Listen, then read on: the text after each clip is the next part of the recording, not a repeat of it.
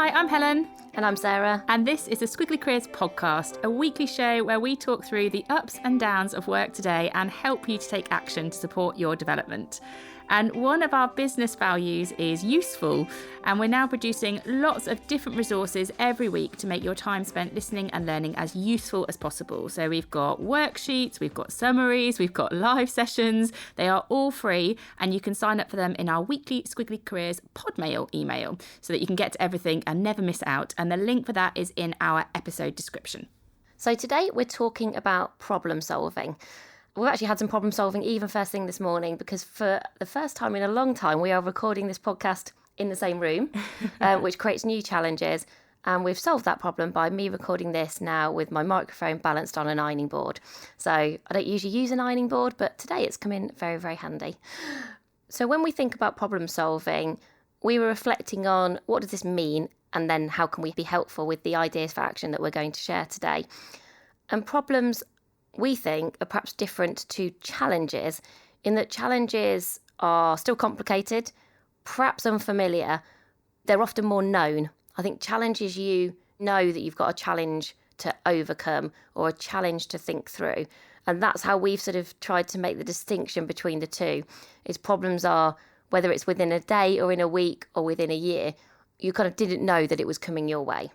And I think within Squiggly Careers, where we know there's just loads of complexity, lots of knotty moments, lots of ambiguity, problem solving is something that I'm sure everyone listening probably does every day in some way. And I think the better you become, the more tools and the more tactics you have to help you solve problems, the more you'll be able to achieve your objectives. And whether that's your objectives in your day-to-day job or your objectives and goals for your career. And actually, when you look at some of the reports that LinkedIn put out about the most in-demand soft skills, problem solving is one of the top 5 skills. So I think if you can really invest in your problem solving skill set, it not only helps you today, but it also helps with your career resilience too. It's one of those transferable talents that we talk about that's in demand by your employer today and, you know, whoever you're going to work for in the future. And a useful starting place might be to think about sort of a problem-solving scale today and what type of problems you might be spending most of your time on. And we think that there are sort of 2 ends to this scale. There are the small and short-term problems, and there are some of the significant, harder, long-term problems. And it's not that one type of problem solving is better than another, but there are pros and cons to both. So, for example, the small and short-term problems, that's more like the everyday stuff, you know, those unexpected things that pop up in your inbox or in a meeting, and you're like, I didn't know I was going to have to deal with that thing today. And the advantage of it is, I think sometimes you can make quite a quick impact, you can get stuff done. I think you can show your strengths quite quickly to people in those moments. But the danger sometimes, I think you can often get stuck solving the same problems because the same things can pop up again and again. There's this thing called tunneling, which is where you get, you know, you're so focused on solving the problems, particularly if they just keep coming up day after day. It's like that firefighting thing, that sometimes you don't look outside of the problem to think, well, what's causing this? Like, what's the root cause? How do I stop it at the root so I don't have to keep solving it every day? And so it's just a bit of a watch out if you find yourself spending most of your time on small problems, particularly if it's some of the same ones that just keep popping up over and over again. Have you got an example, Sarah? Small problems that you've been solving? Well, I think when I worked in corporate affairs and you're working more with like media and journalists, it wasn't that I felt like we were tunneling. I think it was naturally a very reactive job where you never quite knew what problem you were going to need to solve that day. So you were constantly having to reprioritise. It was quite a common occurrence that your day would like go out of the window. And actually, I always found that kind of problem solving hard. It took me a while to get used to because I'm a natural planner, and we're going to talk about kind of more significant problems in a minute. I think I am more of a natural kind of big problem solver, and I don't think I was quite as good naturally at those short-term, unexpected, like you say, suddenly something comes into your inbox which throws out your day, almost getting your head into the right mindset to then solve that problem quickly and to feel comfortable about letting stuff go. I think that was a real example of where, you know, like you learn by doing. I got better at solving problems quickly just by being in an environment where that was the nature of that job. And I think it was why I felt so far out of my comfort zone for quite a long time, because it just felt really different. That kind of a job felt really different to anything I'd done before. So I think I got better at it through almost putting myself in that kind of team that was the nature of the work. So the other types of problems then, and Sarah, maybe these are the ones that you're going to have to let me know, but these are the significant longer term problems, the ones that just take more time to solve. And they might be, there might be bigger problems from the outset as well. And the advantage of these ones, if these are the ones that you are good at, these are the ones that you spend time on, I think this is where you can make more meaningful change sometimes because they are more significant. But sometimes the watch out here is you can get stuck in these because they are so big, particularly if you might be approaching it on your own or feel like, this is a thing for you to solve. I think sometimes you can get stuck and maybe even stall in those situations because they can feel quite overwhelming. And we were talking actually about the different types of problems and whether some of the problems that you face might be more people type problems and some of them might be more about like processes or projects. And I think one of the examples I thought of about more kind of significant problem that was both complicated and unexpected was more of a people problem for me, which is when I first joined Sainsbury's, the manager who had recruited me very quickly, I think within about 6 weeks, was then off to do another job and was leaving the company. And I was there in a new job. I didn't know anyone in a new company. No one really knew me or what I was meant to be doing.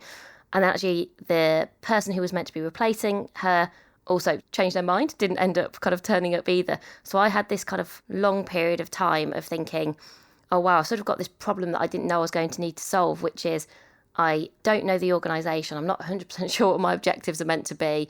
How do I craft my job, but also create the connections that I need to kind of get my job done? So it was almost like a people one. And I definitely felt, to Helen's point about sometimes feeling quite stuck or stalling, I felt a bit stuck because I was in that quite by myself. I wasn't really part of a team because I was meant to be setting up a new team.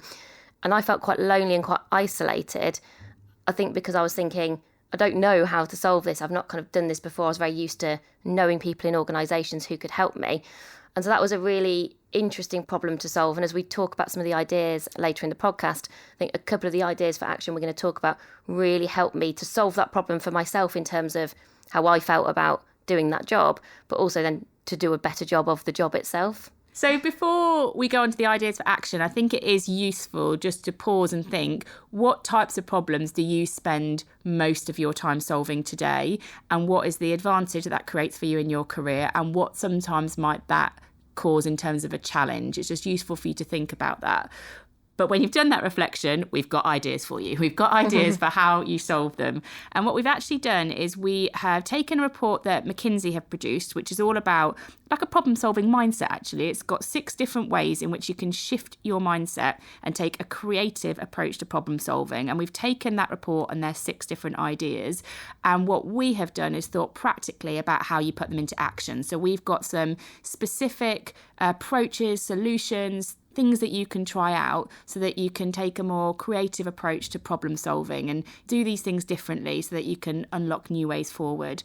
And there's a quote from Albert Einstein. I always laugh whenever I quote Albert Einstein because I think just quote a genius, Helen. But he said that you can never solve a problem on the level on which it was created. And that's why we quite like these ideas, because they help you to get to a different level, to approach a problem from a different perspective. And the idea here is that as we go through these 6 different approaches, you don't necessarily have to take all these different approaches with one problem. It's just about picking an approach that might be appropriate for the problem and trying some different things out, seeing what works for you, doing something that you've not done before. So it's not linear. Kind of listen as we go through these 6 different ideas and think about, for the problems that you might be facing at the moment, whether they're small and short term or longer term and significant, which one of these approaches could you try out? And what we will do as well is we'll put the link to the report and we'll summarise these 6 different approaches in the pod sheet, which you can access on our website as well. So shall I go first with number 1, Sarah? Go for it. Okay, so the first approach is to practice curious questions. And the idea here is that when you've got your first solution to a problem, it's almost just to sort of probe around that a little bit, see if you can identify some things that might get in the way of that solution, and so that you can think it through a bit further. And one of the things that we have done in our sessions and in our business that's helped us is we take the name of our business, so Amazing If, and we sort of turn that into a question. So the question would be, wouldn't it be amazing if we could find a new market for our product, for example, like whatever problem is you're trying to solve, wouldn't it be amazing if? It frames that problem quite positively as a statement. So that's your starting point. And then what you want to do is ask a curious question that can invite some challenge. So the next thing you'd follow that question up with is, it won't work because. Wouldn't it be amazing if we could find a new market for our product? It won't work because our product isn't ready yet, or we can't produce our product at scale yet. You really invite these challenges. And then what you do is you invite different ideas and solutions. So the third question that you ask then is, one way we could overcome that is. So your three questions are, wouldn't it be amazing if ...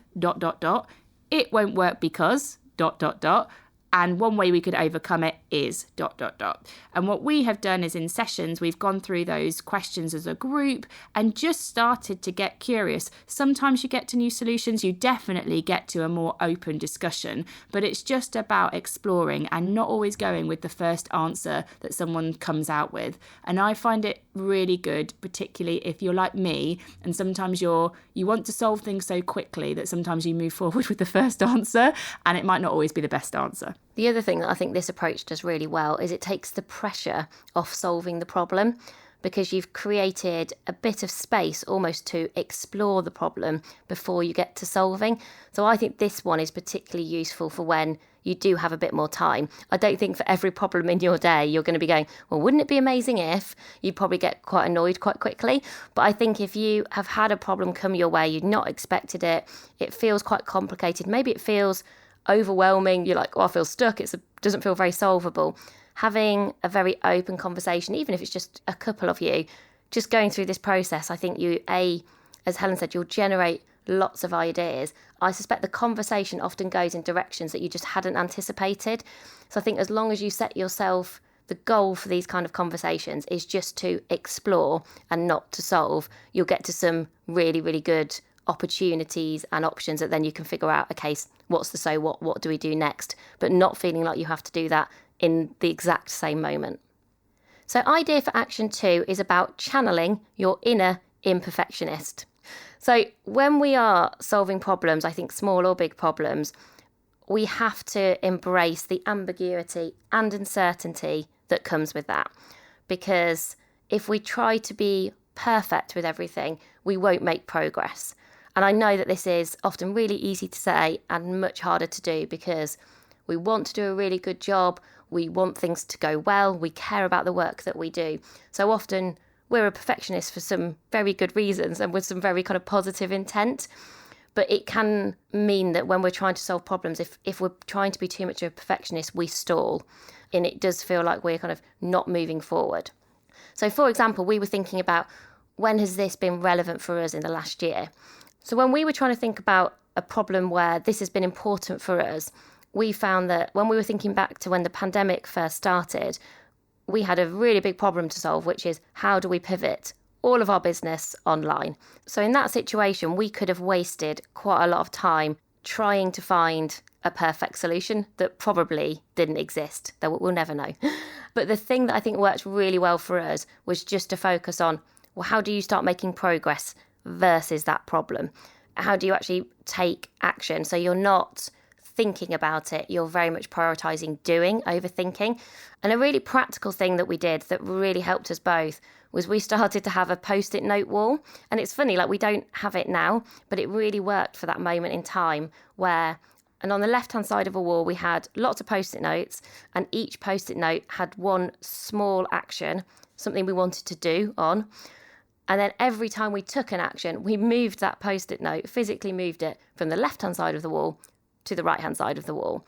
And I think what that helped us to do was create the momentum that we needed to just keep making progress towards solving that problem. And also not to see it as a binary thing, as a, oh, we've solved that problem now. It's just keep going and kind of learn as you go. And then I think from doing that, you start to figure out, well, what is really helping us to pivot our business? Oh, and actually what doesn't feel like it's as useful, and we can probably do a bit less of that.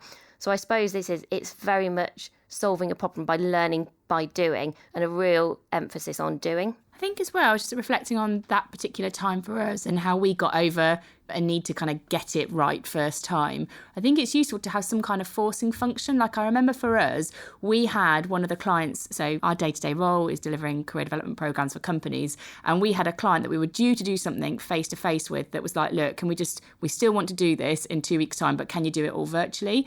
And so we were like, okay, we've got to find a solution for that. We've got this date in the diary, and that is a commitment that we want to keep.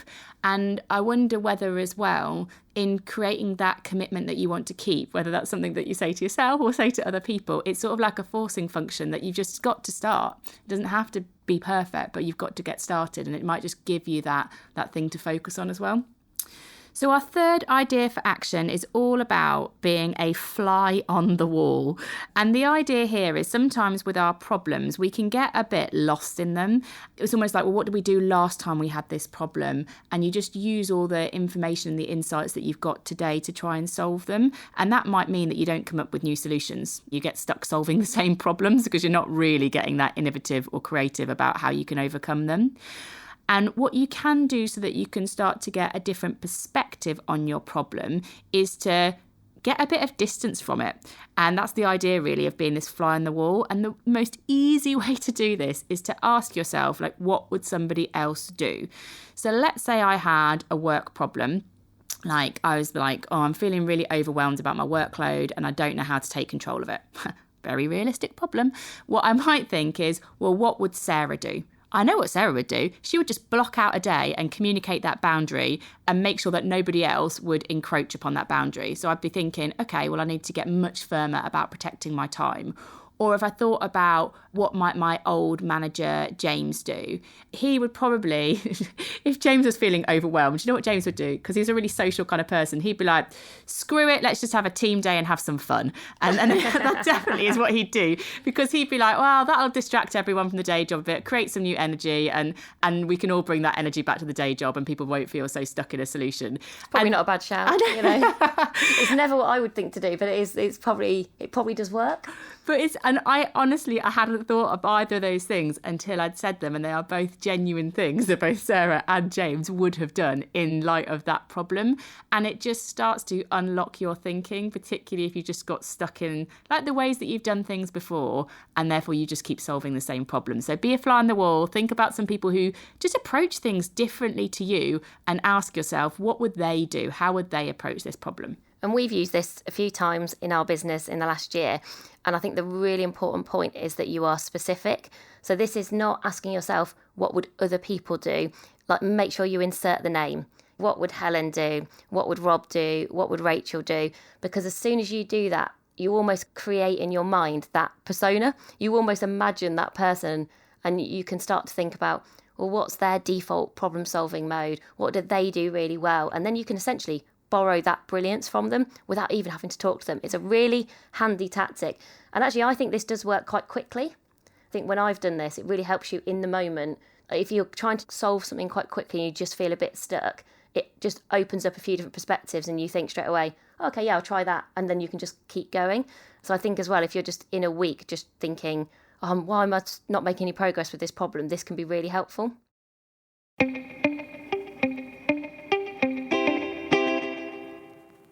So idea for action 4 is all about trial and error. And this is about how do you create some tests that take you into the future.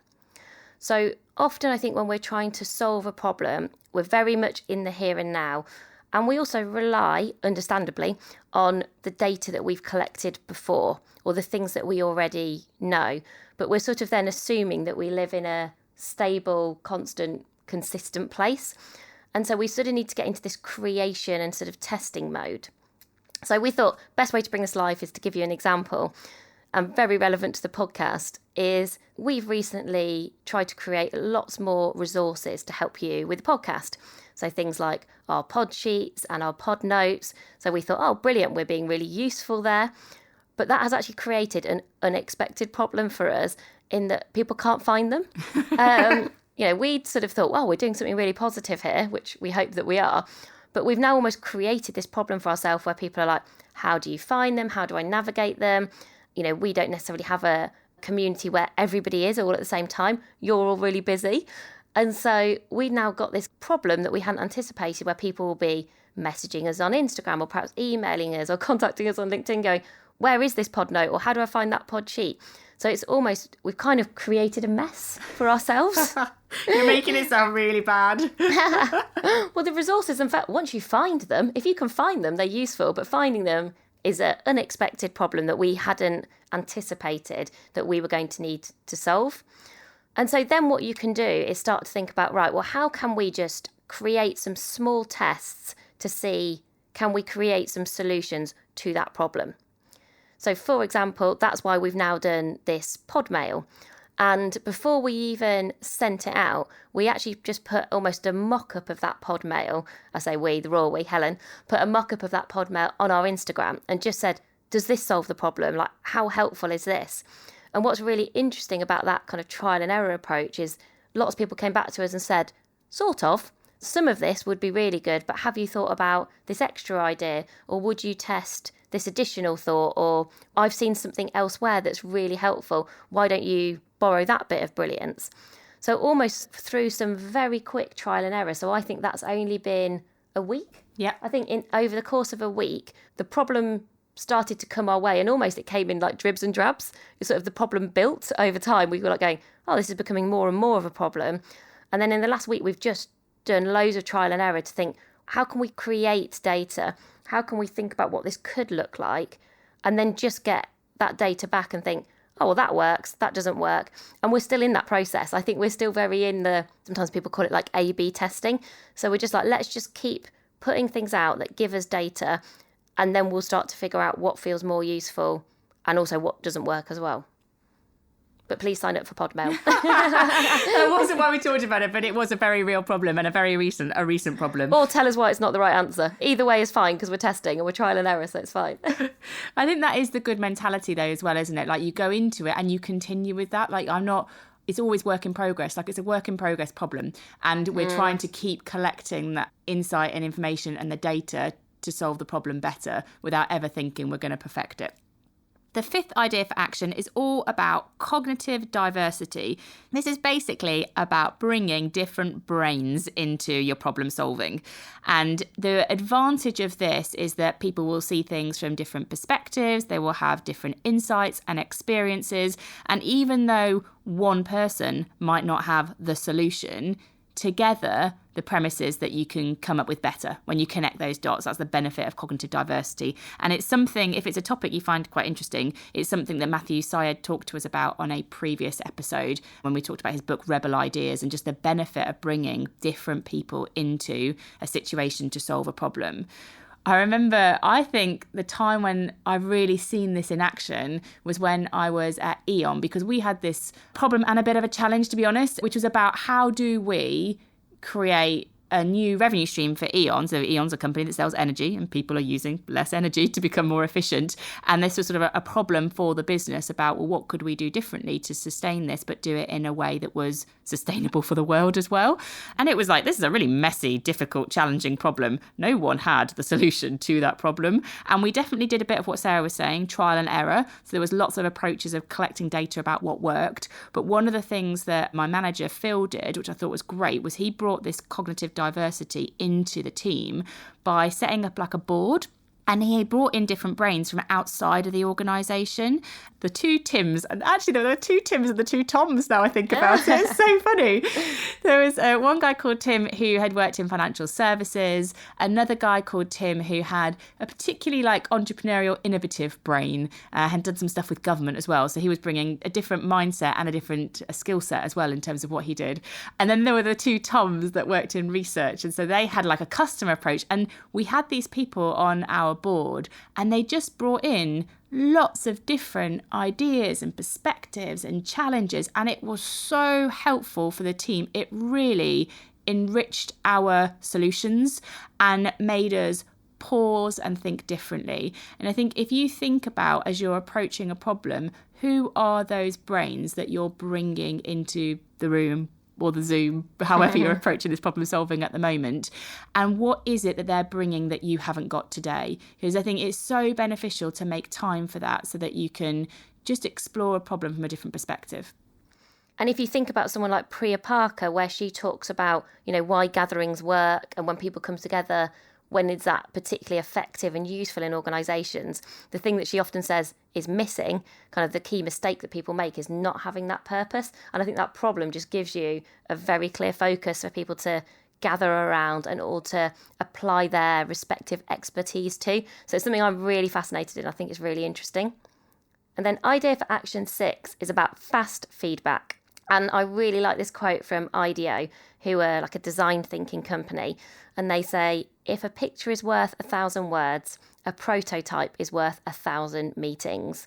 And this is the idea of just like create something quickly, get it sketched out, get it onto a bit of paper. This is where you can use all of your creative skills, but without any judgment, which is always the perfect scenario, right? So you can, if you want to build a new website, just draw it first. If you want to create a new product, have a go at building it. If you were spending time in a room with someone like IDEO, they'd get the Lego out and they'd go, right, well, try and build it in Lego. And it's this idea of going, the quicker you create something, the quicker you can get feedback. Because the point here really is about that fast feedback. And sometimes I think we can just keep going, keep tweaking a bit before we get that fast feedback. And then we learn slower. And it's funny, like I'm definitely not a perfectionist, but I do find this one harder because it's this idea of, it's quite exposing, isn't it, sometimes to show someone something where already it could be better and there are things that you could improve about it. And so it does take confidence and a bit of vulnerability to go, it is very work in progress, but we'd really appreciate just some fast feedback. Like, what do you really like about this? What could be even better if? And I think where we've done this the best in the past 6 months is showing people different examples for our book cover. And even like Helen and I, really quickly, we were like, right, fast feedback for each other. And then I think within that day, we had probably shared it with 4 or 5 different networks of people that we were part of, 4 or 5 different communities, saying, here are 3 or 4 covers. They were all work in progress. I really wanted to tweak some of those before we even shared them, but you just sort of have to kind of let that go and just say to people, what do you think? What do you really like? Which one really appeals to you? And what's so interesting about doing that is I think the feedback that we had, like the overall consensus in terms of the one that people found most interesting, the one that people responded most positively to, wasn't necessarily where I think I would have started. And so then we made much more progress as a result because we didn't waste time developing 2 or 3 options. Yeah, I think, when you do that hedge your bets, you always think, I'm just gonna, and that also appeals to me actually, I'm just gonna hedge my bets and just do 2 or 3, just see how it goes, not really be more definitive and kind of really going after maybe one option. And I think because we did that fast feedback, we very quickly went, okay, so it's something a bit like this. So now let's work really hard on making that one absolutely brilliant. And then you can put all your energy and efforts into that. And it's a much more efficient way, I think, of solving a problem, of getting to an answer. So think about that. Think about if you're trying to solve a problem quickly, could you create anything that will just give somebody the opportunity to look at it and give you some really fast feedback?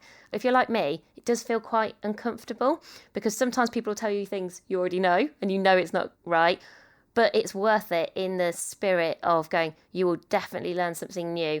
And if you're like me and you're achievement orientated, I just hold on really tight to the fact that I will meet my objective, meet my outcomes quicker and better if you can incorporate fast feedback into how you work. And the smart thing as well is that I think people then become more invested in the outcome. Yeah, they do. You're right. Because they feel like they've put a bit of themselves into the solution. They've contributed to it. Yeah. And then when you evolve it, they're like, oh, how's it going?